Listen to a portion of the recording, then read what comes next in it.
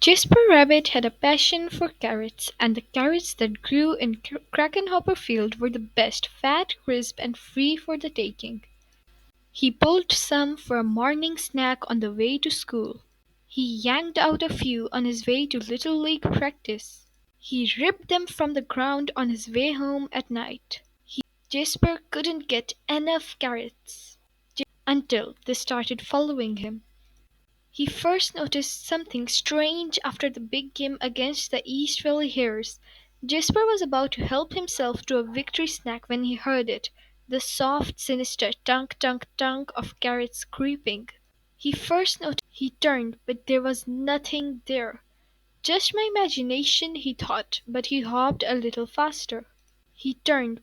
That night, as he was brushing his teeth, there they were. Jasper whipped around, but nothing. He laughed at himself, picked his toothbrush off the floor, and went to bed quickly. Jasper. The next morning he approached Krakenhopper Field slowly. He reached for two wild carrots. Nothing happened.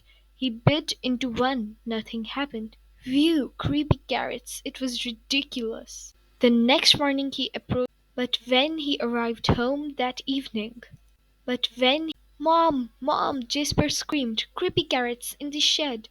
His mom opened the door slowly. There weren't any carrots, not even the regular kind. "There are no such things as creepy carrots," Mom said, shaking her head. "Mom! Mom!" Jasper screamed. Later that night, as Jasper lay in bed, he heard it. Breathing. Terrible carroty breathing. And there on his wall. "Creepy carrots!" he shouted. "Dad! Dad!" His dad thumped into his bedroom and threw on the light. They searched under the bed. No creepy carrots. They looked through the closet. No creepy carrots. They opened the dresser drawers. No creepy carrots.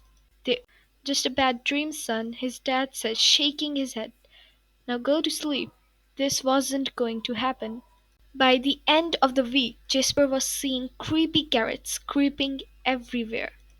Jasper knew his parents were wrong. Creepy carrots were real and they were coming for him. Jasper knew his parents, but they couldn't get him if they couldn't get out. Jasper hatched a plan. First thing on Saturday, he grabbed supplies and headed to Krakenhopper Field. Jasper, as the sun finally set across Krakenhopper Field, Jasper Rabbit smiled. On his way home, there was no tonk tonk tonk. There were no carrot-shaped shadows. His plan had worked. No creepy carrots would ever get out of that carrot patch again. As the sun finally set, the carrots of the Krakenhopper Field cheered. The creepy plan had worked. They were sure of it. Jasper Rabbit would never get into that carrot patch ever again. And as